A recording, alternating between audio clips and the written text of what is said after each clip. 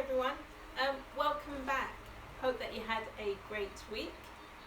Here in sunny Barbados, we're starting to get a bit of rain as we enter the rainy season, which is good for my crotons. Woohoo!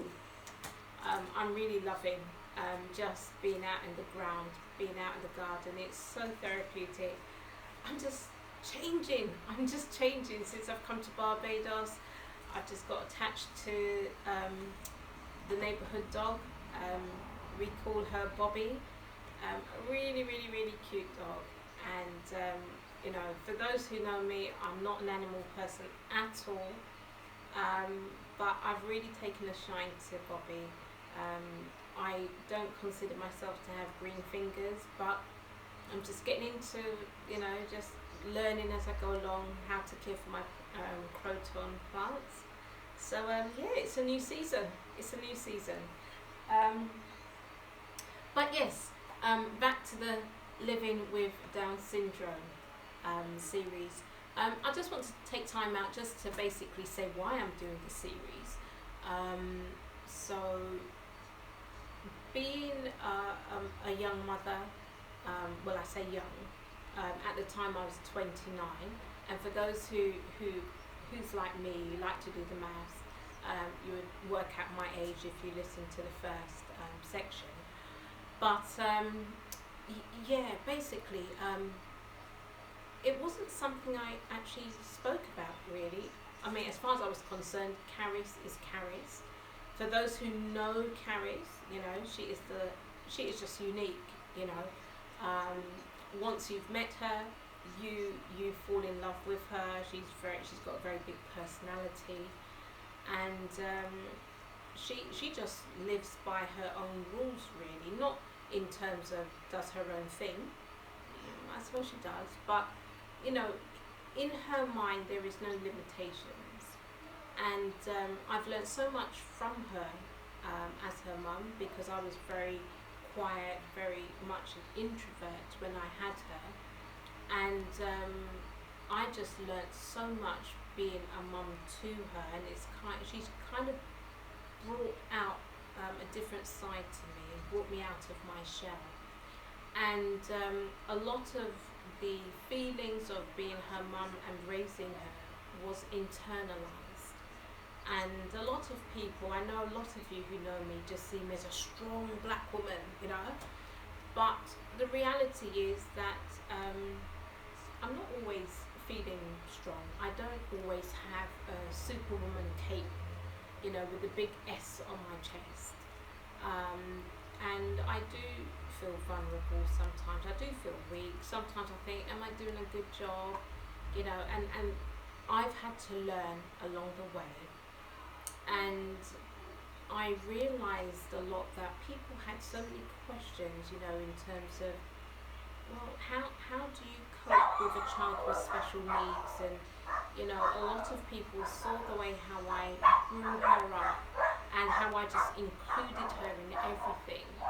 And in my world, I just saw her as my daughter. I didn't see her as, Caris who has special needs. I just saw her as my daughter. And it was through the many questions and, people who have been walking with me on my journey through the different seasons of my life. It got me thinking, how isolating it can be to be a parent to a child with special needs. And I thought it's a very great opportunity to share, your life's experiences with people who you care for and people who care for you. And so that's why I decided I would do the series, And like I said, just being on social media, I'm not a social media girl, but during the lockdown, during this pandemic, the dogs are really, really barking out there. But during this pandemic, it's really been a great way to stay connected to loved ones abroad, as well as reconnect with old faces and voices who I've not seen and heard in a while.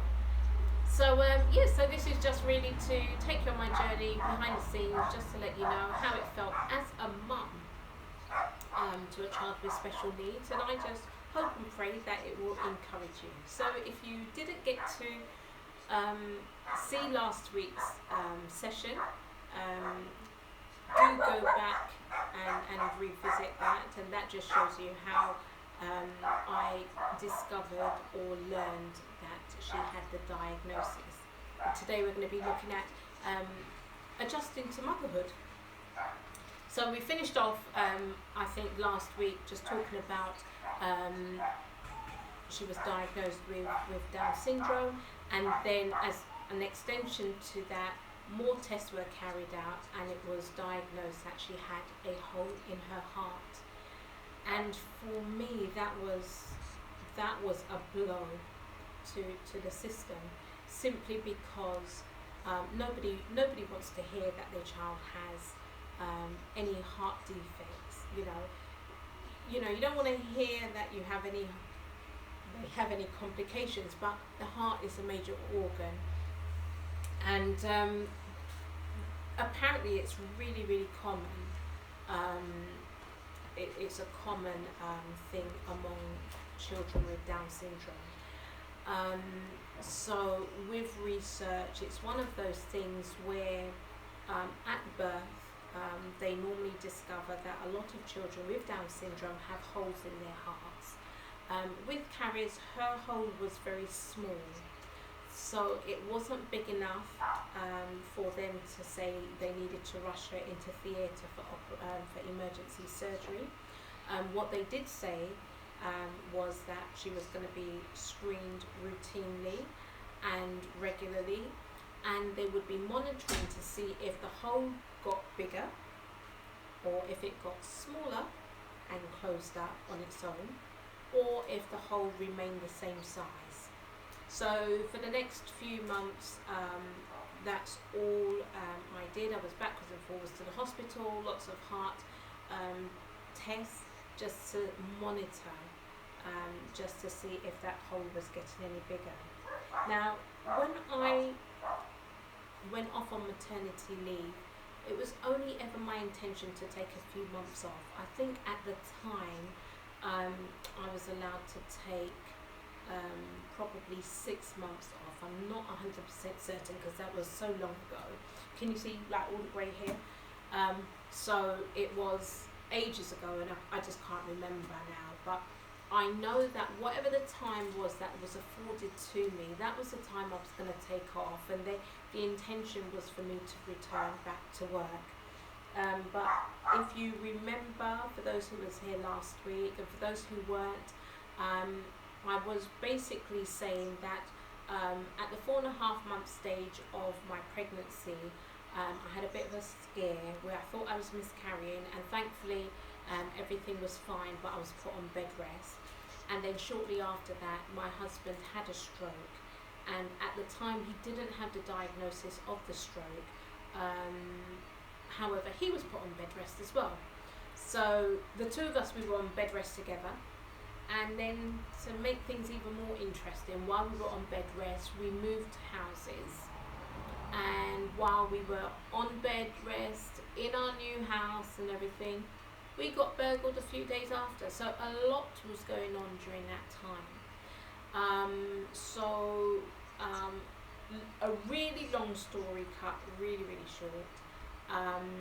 My husband at the time had, after his stroke and he returned to work, he shortly gave up his job to go into full-time studying. And I then, once I had the baby, I was going to then go back to work, and she was going to go into nursery. And of course, being diagnosed with the heart defect and with the Down syndrome, it just put a spin on all the plans that we had. So instead of taking a few months off, it turned into me taking 15 months off from work. And then I returned to work, and that was another difficult period, but we got through that. But while I was home for the 15 months, um, it was the best 15 months of my life. I will tell anyone that hands down. I was a stay-at-home mum. I thoroughly enjoyed just being at home with Caris. And I used to work in a nursery, and that was my bestest. I know that's not good English, but that was my bestest job that I did, where I was working in a nursery for 18 months when I was a lot younger. So being a mum and staying at home, I didn't see it as a chore. I really bonded well with Carrie, as I enjoyed being mum to her.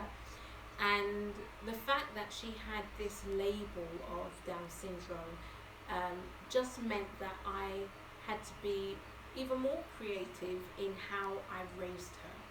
And creative I was, and I felt like I was not just mum to her, but I was going to be her educator.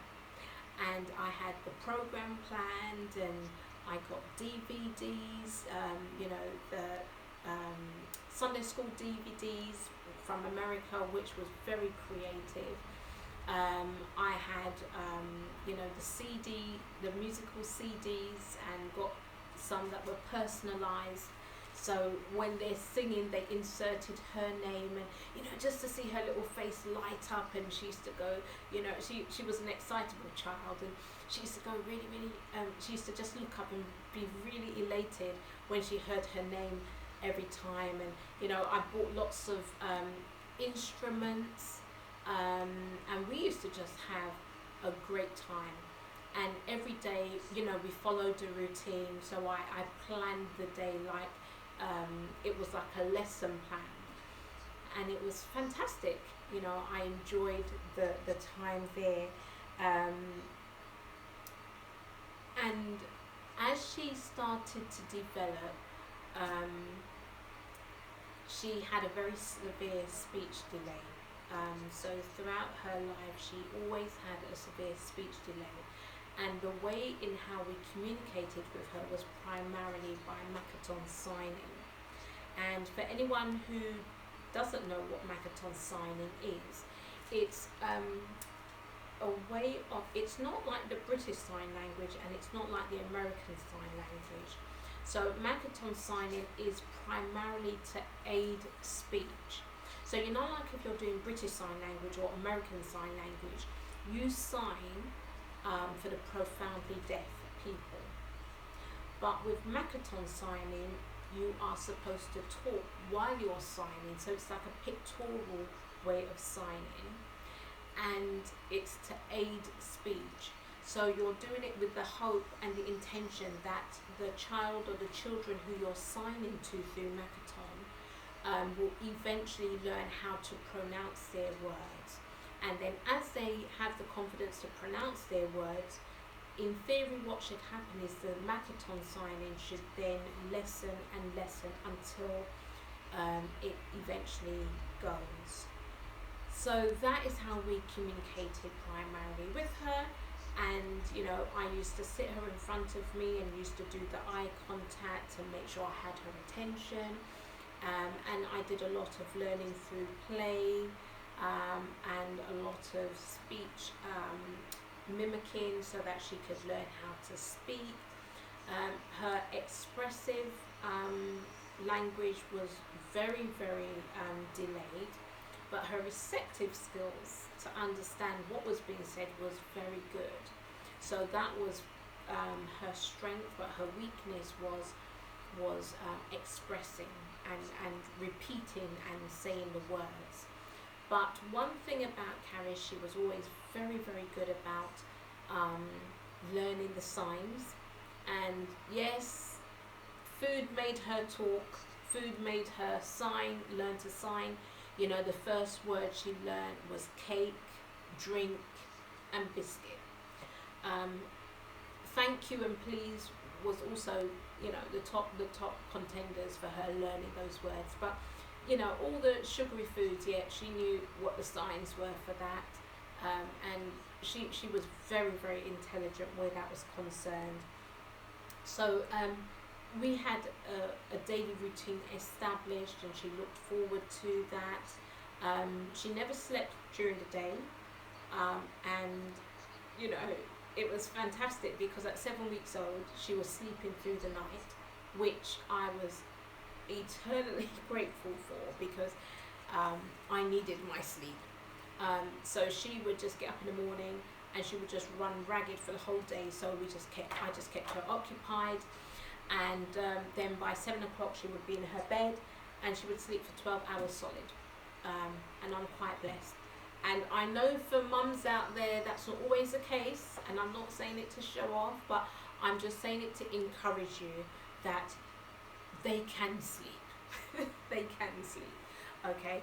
And if they're not, you just keep on keeping on, you know, and don't give up, because it will happen, okay? So yes, so I ended up taking 15 months off from work. And like I said, it was the best 15 months of my life. I really, really enjoyed it. I really bonded with her. And Carrie, she ended up having heart surgery to have the hole repaired when she was 7 months old. And then once she had the operation and she was in recovery, then I was able to have the dialogue with my employer to then decide when I could return back to work. Because I wanted to make sure that she was, you know, well enough to go to nursery and integrate with other children, etc. Now, when Caris was born, she was really, really tiny. She was like, I always called her my little dolly because she was just petite. And she was born, even though she was full term, she was only £5 6 ounces. So she was tiny, really, really tiny. So I was especially concerned that her immune system had to be at the place where she was able to mix with children and be fine. So I took as much time off as I could before returning to work. And I always had a strong sense of stewardship. You know, being a mother is a really, really awesome responsibility, and I always looked forward to being a mother. And now that I was a mother, I was just enjoying the journey. I was slowing it down in my mind, and I was just enjoying the journey. But as you can appreciate, being home for 15 months, you know, you become so isolated from the outside world, as it were.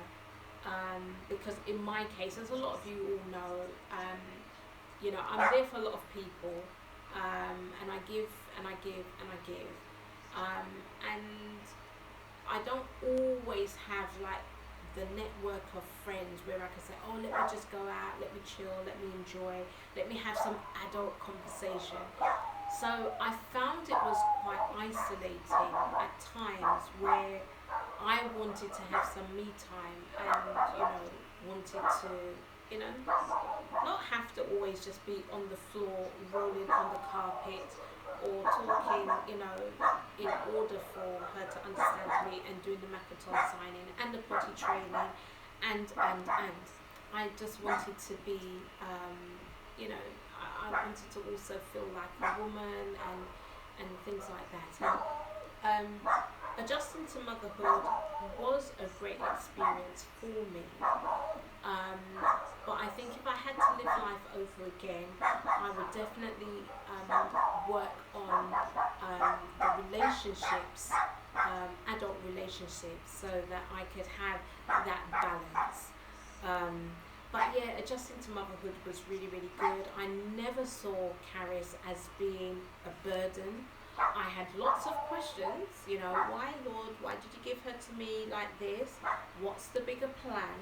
It, you know, it's alright to ask questions, but I never felt like there was that regret of, oh my goodness, Lord, I feel like I've pulled a short straw. I never felt like, oh, I wish that, you know, she didn't have the Down syndrome, or, oh, I wish that I had, you know, a perfect child. I never felt like that. I always just saw her as special and unique, and I could never imagine her not being the way how she was. and I always just saw her as, you know, a child that would just break every mold, you know, a child that never allowed the limitations that was put on her by society at that time, in the early 2000s. You know, I never saw her as succumbing to any of that. And when I talk to other mothers, I know they don't always feel that way.